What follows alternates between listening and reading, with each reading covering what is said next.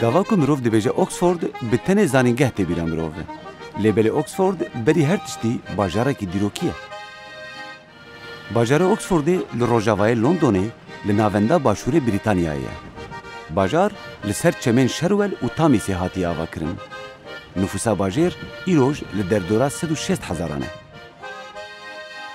Bi avahiyên xwe û mîmariya xwe ve Oxford bajarekî wiha ye ku qirina navîn li ber çavên mirov radixe. Dibêjin ku mîmariya vî bajarî dîroka hemû mîmariya Brîtanî temsîl dike, lewre nîşana hemû dewran têda xuya dibe. Gava ku mirov li nava sûk û kuçe û kolanên Oxfordê digere û berê xwe dide van avahî û dêran, mirov xwe di nava rûpelên pirtûkeke fantastîk de hîs dike, an jî dekora fîlmekî dîrokî. Lewma li vî bajarê ku jêra dibêjin bajarên naxosa xeyalan her tişt heye. Hêjayî gotinê ye ku hin beşên fîlmê Harry Potter yê navdar jî li vî bajarê hatine kişandin. Ji ber dîroka xwe û giringiya xwe ve Oxford li Brîtanyayê tim weke paytexteke duyem hatiye pejirandin. Ji birî dîroka xwe ya îdarî û aboyî ku ew kiriye cihekî navendî, Oxford herî bêtir bi zanîngeha xwe ve tênas kirin. Zanîngeha Oxfordê yek ji kevintirîn zanîngehên cîhanê ye ku navdarî û giringiya wê ya zanistî û akademîk ji alî her kesî ve tê pejirandin. Li vê zanîngeha ku dîroka wê 900 salan dûr diçe, ji 130 welatan nêzîkî 20,000 xwendekar hene. Lêbelê ji bo me ya girîng ew e ku li vê zanîngehê keçeke Kurd heye ku di ber postdoktoraya xwe re li vira dersên Kurdî jî dane destpêkirin. Belê li Unîversîteya Oxfordê ya navdar dersên Kurdî de hatin dayîn. Îroj em li Brîtanyayê li bajarê Oxfordê ne. Gava ku dibêjin Oxford çi tê bîra me? Zanîngeha wê. Bi wê dîroka xwe ya 780 salî ve zanîngeha Oxfordê bi navê xwe tênas kirin, bi lêkolînên xwe tênas kirin, bi dîroka xwe ve tênas kirin. Li vê derê ya ku ji bo me girîng ne tenê ew e, ya ku ji bo me girîng ew e ku li vira keçeke Kurd heye, bi navê Özlem Galîb. Ji Şirnaxeyê hatiye vê derê, li vê derê xebatê xwe dike, doktoraya xwe kiriye, niha postdoktoraya dike. Özlem Galîb pispora, roman û edebiyata Kurdî ye. Ew ji bera behs bike gelo keçeke Kurd ya Şirnaxî li vê derê çi dike? Çilo dijî û li ser çi dixebite? Özlem Galîb dê fikrên xwe yên ser roman û edebiyata Kurdî mere parve bike û her wiha me vî bajarê dîrokî bigerîne. Özlem Galîb û Oxford. Bîstek din.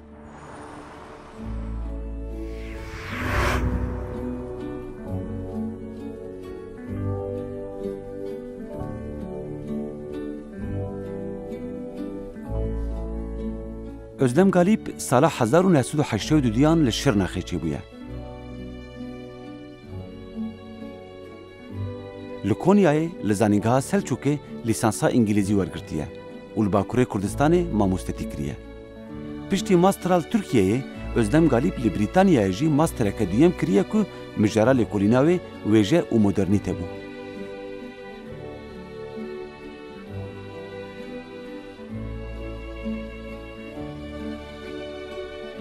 Piştî wê li zanîngeha Exeterê li ser romana Kurdî doktoraya xwe kiriye.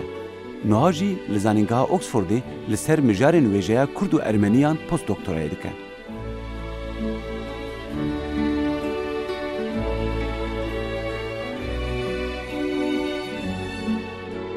Me li ser wêje û romana Kurdî sohbeteke xweş û balkêş bi vê lêkolînera ciwan re kir.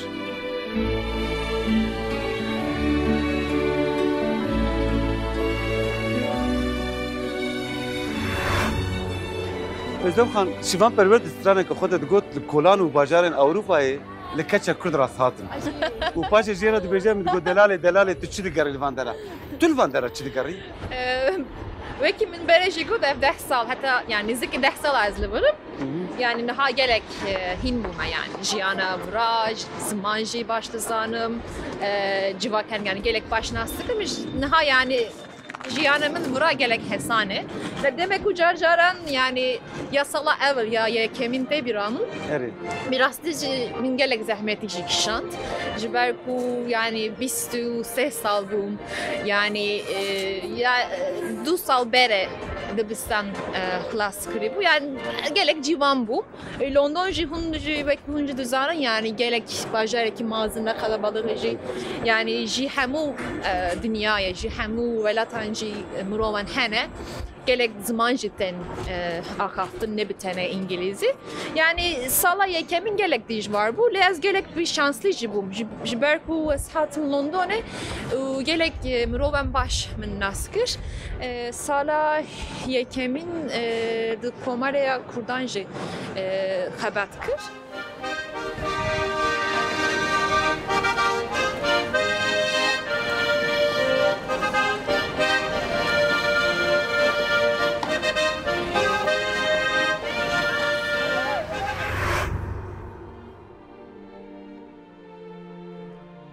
Özlem Galip niha bi Bursat dezgeheke Ermenî ve duwarê wêje û çanda Ermenî de jî lêkolînan dike. Vî milletê ku dîrokê hewl da ku şopa wî bixwînê bişo, xwedan dîrokeke wiha ye ku biya Kurdan re tim paralel çûye. Wê û mamosteyê xwe em li Muzeya Destxetên Ermenî gerandin ku bermahiyên dîrokeke talankirî lê de hatin pêşkêşkirin.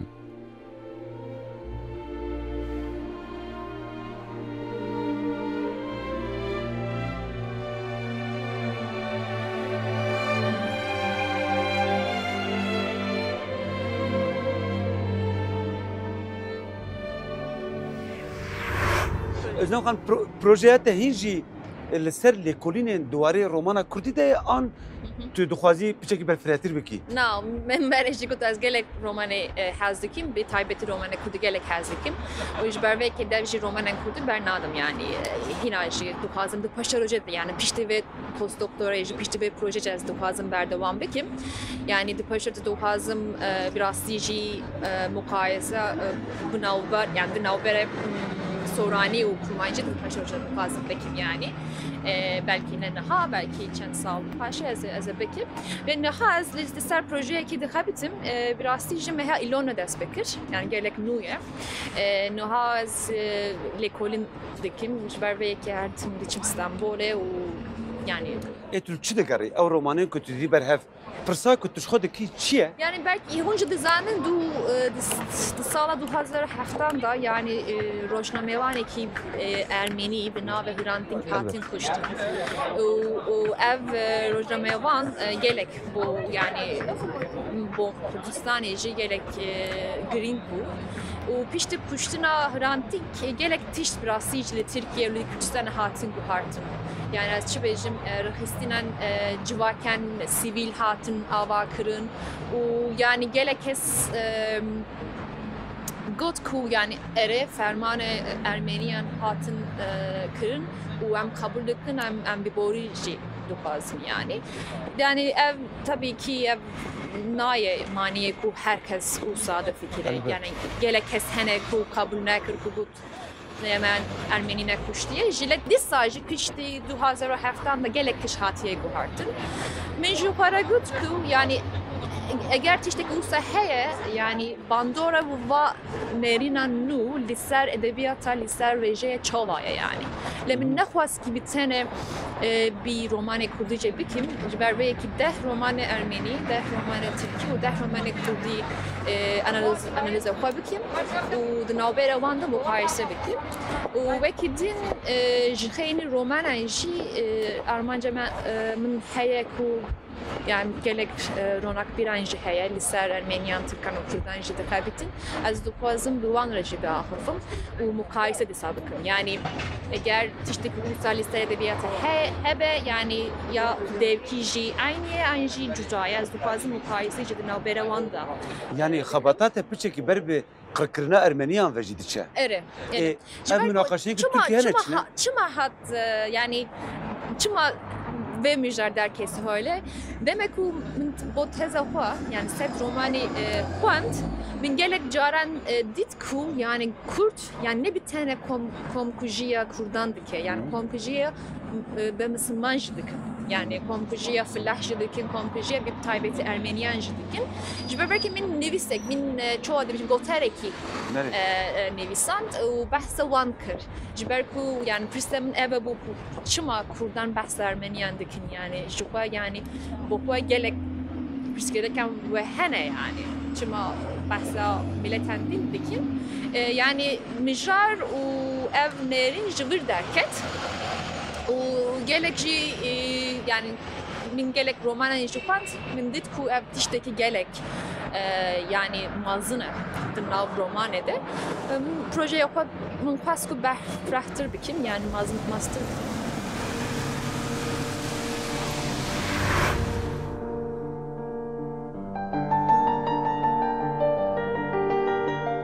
Diber gera xwe yal kolanên Oxfordê re me ji Özlem Galîbê pirsî ka gelo ew rewşa romana Kurdî ya niha çawa dinirxîne. Mirov dikare wêjeya Kurdî li kî derê wêjeya cîhanî bicî bike?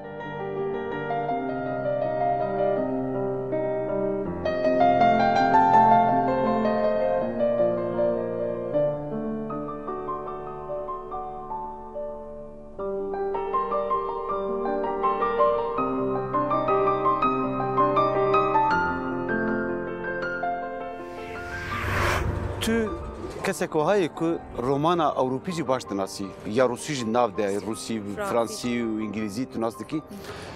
Tu gelo gava ku tu edebiyata Kurdî li romana Kurdî dinherî. Tu dikarî bibêjî bê gelo taybetmendiyên hevpar yên ku hem di romana Kurdî de hebin hem jî di romana Ewropî de hebin yan jî di romana Ewropî de henin lê Kurdî de tune ne. Tu çawa dikarî damberhevekê muqayeseyekê bikî? Romanya yekemîn wekî hûn jî dizanin 1935 da hatiye çapkirin li Ermenistanê dema Sovyetê. Şivanê Kurmanca. Şivana Kurmanca jî hêla erebeşemû. Piştî vena yani dîsa jî çend romanen hatine yani çapkirin lê gelek وقت هەیە ku yani tiştekî lîser romana nehatiye kirin. Yani ji ber wekî di derveyî welat yani em bêjin Ewropa bo romanên Kurdî yani rolekî mezin dileyîze.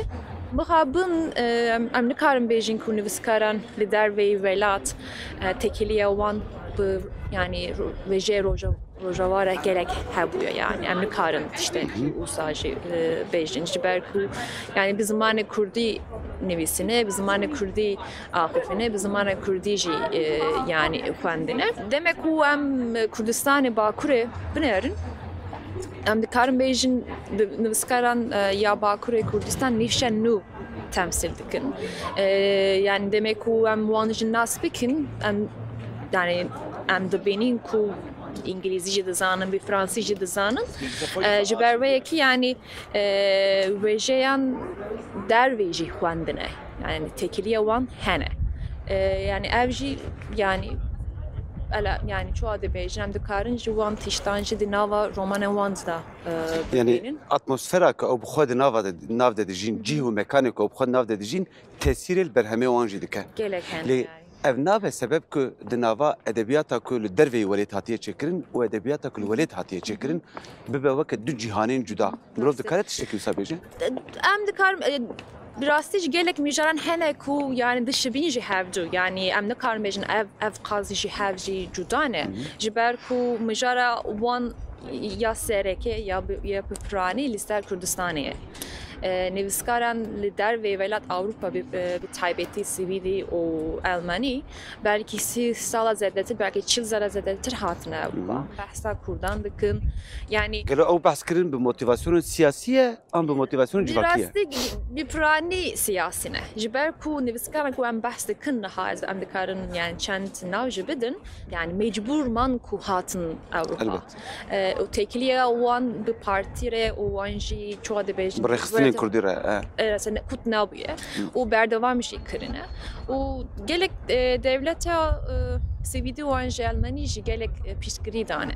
Yani bu peşxistina zamanê Kurdî û peşxistina wêjeya Kurdî gelek alîkarî dane. Em behsa alîkariyên darayî dikin, pereyî yani finansman çêbû. Finansman çêbû. Lê zimanê yani ji ber wê yekê gelek zamanê Kurdî hatiye peşxistin yani li Avrupa. Lê wekî tu jî te jî got yani demek ku em wan romanan dinerin rastî jî yani her tim behsa diroka Kurdan û siyasetê Kurdan, rexistina Kurdan dikin. Yani lê li Kurdistanê Bakurê tiştekî wisa tune yani zimanê wan çoğu dem wek zimanê sembolik bikartînin.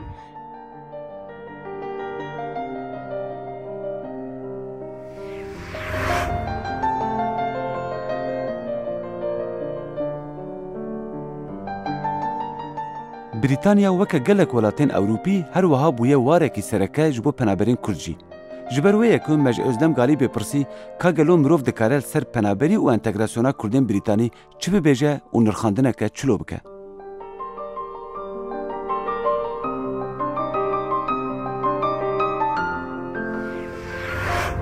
Özlem xanım, li Ewropayê te civata Kurdî jî nas kir, nava wan de te got ku Kurdiya te jî baş bû û alîkariya te jî pê bû ji bo ku tu bikarî ser edebiyata Kurdî ser civaka Kurdî bixebitî.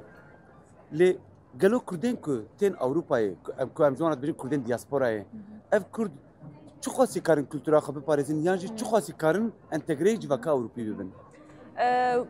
وەک من بەرێژی گوت یان نزیکە 10 ساڵ ez li wir dijîm û bi rastî jî ya Kurdan Londonê jî gelek baş nas dikim. Wekî tê jî got di nav wan da yani gelek salan jî jiyana xwe berdewam kir. Hîna jî tekiliya min bi wan re jî gelek heye. Bi pranî ev tiştekî em gelek kabul bikin. Yani Kurd halka Kurdî ne bitene li Kurdistanê dijîn. Niha li hemû derane yani ne bitene Avrupa ne bitene Amerika li Kanada jî yani hemû derana. û bere diasporaya Kurdan yani dervê welata bi piranî Swîdiyan jî Almanî bû. Li niha em dikarin behsa yani Kurdan Britanya jî bikin. Ji ber ku piştî 1990 gelek Kurdan ji welat hatin. Wek penaberan hatin bi piranî jî şerme reviyana. û bi rastî jiyana wan gelek zehmet ya bere. Ji ber ku devleta Britanya jî gelek nasî Kurdan jî nekirîbûn. Yani belkî care yekemîn navê wan bihîstî bûn. Yani xelqên Erebî yan jî Farsî nas dikin lê nizanî ku xelkê Kurdekî jî heye yani bi welatê. Ji ber wê yekê çend sal zêde pirsgirêk hebû lê devletê Britanya gelek alkarî da wan hîna jî alkarî didin. Yani li vir jiyana xwe berdewam dikin lê televizyona Kurdan û an jî Tirkan her tim temaşa dikin. Rojnama jî bi Kurdiyan jî bi Tirkî dixwînin. Yani dişopinin yani. Özlem xanım dedi diasporayan de em dizanin ku kesê ku diçin normal êdî jiyaneke nû digerin. Her çend berê ji ber nebûna erdan ya ji nebûna cî diçûn ji bo dewlemendiyê diçûn. Lê niha Kurd ne tenê sebeba wan dewlemendiye ji ber şer direvin. Ji ber tu nebûnê direvin. Hal û wezê welatê wan ne baş e. Lê gava ku tên vê derê wek ku tu dibêjî hîn jî tekîliya wan bi welatê wan re heye. Tim diçin û tên. Gava ku ew qas tekîliya wan bi welatê wan re hebe. Çawa karin entegre bibin? Bi rastî yani entegrasyon ne tiştekî hesanê jî yani nikarî bi zû jî çê dibe. Ji ber ku yani demek ku hatin vira emre wan gelek mazinin yani ne wek zarokan tên vira û li vir mazin dibin û hemû tiştan jî yani demek ku zarok bûn hîn dibin tiştekî wisa nabe. Li welatê zevî ciyana zarok wan hene û wisa pişt ve hatine. Yani demek ku em dinerin yani çend salan li virin ne zedeye yani bi piranî belkî bir sala zedetir li virin bir sal ne bese yani bir sal rastî jî ne zedeye bu entegrasyon gelek zehmeti dikşinin. Yani tiştekî başê ku tekiliya wan bi welat re heye yani ev tiştekî gelek neyniye ji ber ku yani dev jî welata xwe bernadin. Ev tiştekî gelek başê lê vura jiyan dijwartir dibe wisa. Ji ber ku zimanê İngilîzî zû hîn nabin û ciwaken İngilîzî jî zû hîn nabûn. Ev tiştekî pirsgerek e lê ev hedî dibe yani entegrasyon hedî ava bibe. Bo zarok wan ev tiştekî ne ev qas yani zor e jî ji ber ku li vir dayîk dibin û di dibistanan İngilîzan da yani perwerde dibînin û ji ber vê yekê ev qas ne zor e bo wan lê bo dewbawan tiştekî gelek. Lê ez dikarim bêjin wan kesan yani nexwazim li vir jî yani jiyana xwe her tim berdewam bikin. Yani demek ku ez dipirsim hûn çi difikirin yani hûn çi dixwazin bi paşeroja hûn çi dixwazin bikin û her tim bijî min re bêjin ku em dixwazin bêjin em dixwazin biçin yani. Belki niha em yani ne diasporayeke daîmiye. Xwe wisa nabînin yani. Yani belki li vir bimînin yani em dikarin bêjin ku dema ku welat azad bibe û devji velatê berdin û biçin em nikarin wisa jî bêjin. Belkî li vir jî bimrin lê hîna jî naxwazin ki wê qebûl bikin. Em ne tiştekî hesane ku yani qebûlkirina wê jî ne tiştekî hesane. Ev tiştekî ne ereniyê jî ji ber ku wisa difikirin naxwazin ki bibêjin ku yani em li virin em ê li vir bimrin û yani jiyana me jî li vir biqede yani em tiştekî ne hesane. Özlem Hanım, erê wekî tu dibêjî ev ne diyasporyeke daîmî ye lê ji bo nifşê duyem dikare bêguhardin. Lê ew nifşê pêşîn gava ku hatin vê derê herçend ji heyamên siyasî de hatin jî li vê derê stara xwe di nava ziman û edebiyata Kurdî de dîtin. Roman nivîsandin, helbest nivîsandin, weşanxane ava kirin, rojname çap kirin, kovar derxistin, gelek karên kültûrî kirin û dezgehê wê jî ava kirin. Lê gelo jiyana wan ya li Ewropayê ya li welatên Ewropî tesîrek li afirandinên wan yê wêjeyî jî kir ku mirov bikare muqayeseyekê damberhevekê di nava edebiyata Kurdên Ewropayê û edebiyata Kurdên welêt de bike. Tu çawa dikarî ji me re behsa wê bikî ferq û cudahiya wê deynî? Demek ku em diroke wêjeyê Kurdî wan jî yani pêşxistina zimanê Kurdî dinerin li dervê welat gelek giring e. Yani ne bi tene ne dema nûjen. Demek ku em behsa kovarê Kurdistan jî bikin yani malbata me dixan gelek tiştan çêkirine li ser zimanê. 1898 de li Kahîrê hatiye çap. Rast e û yani li ku çêkirine demek ku em dinerin her tim li dervê Kurdistanê. Yani ev çoğu ev hinek kadere Kurdan yani. Mecbur man ku li dervê welata yani kader yani xebata xwe didominin anjî ziman bi pêş xistine. Ev hinek kadere Kurdana yani gelek sedema wan hene em jî dizanin gelek Kurdan bi aslan ve rû bi rû mane û kadexe kirina ziman jî gelek tesira li ser pêşxistina wêjeyê Kurdî jî bûye. Demek ku em wêjeyê Kurdî li dervê welatê li Ewropayê binerin em gerek yani em mecburin ki behsa Almanî û Swîdî dikin. Ji ber ku bi piranî li vir hatiye çapkirin û nivîsandin. Demek ku em li Britanya dinerin yani belki bi hezaran Kurd li vir dijîn heta yani yekî yani romanekî jî ne hatiye nivîsandin. Yani ev tiştekî gelek pirs gereke. Du romanan hene hatin nivîsandin. Ji hela Kurdan jî başûrun. Rastî romanın bir İngilîzî hatine nivîsandin. Romanan gelek başın û rastî jî xwendewanan, xwendekaran İngilîzî jî gelek alaqederin. Yani dixwazin li ser Kurdan tiştekî nû jî hîn bikin.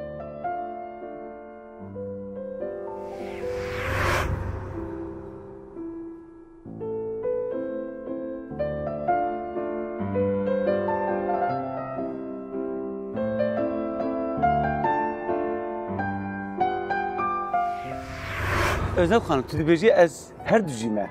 Hem İngilîzim hem Brîtanî me. Du welatê min hene İngiltere'ye, Brîtanya'ya û Kurdistanê. Lê tu li vê derê de jî lê xizma bêvlatê heye. Tu heta kîjan radeyê Kurdî heta kîjan radeyê Brîtanî? Birasî jî yani demek ku ez li derve me yani demek ku mirovan ji min pirsikin ku ez jî ku me ez niha qet negotime ke ez jî Tirkiye me û yani usta ne kazandım yani. Her tim ez zede dikim. Ez dibêjim ez ji Tirkiye me lê ez Kurdim û piştî ez behsa Kurdistan dikim, behsa yani bajara xwe dikim. Yani li wira jî, li Tirkiye jî, li Kurdistanê jî birastî jî ez her tim Kurdim. Lê yani nîşan nû ji ber şer, ji ber gelek sedaman dîn yani mixabûn mirovan Kurd li dervê welata jiyana xwe berdewam dikin. Lê tiştekî heye ku yani bila ji bir nakin yani ger ku em biçin cihekî din jî yani gerek em nasnamaya xwe nas bikin û biparêzin. Gelek spas dikim.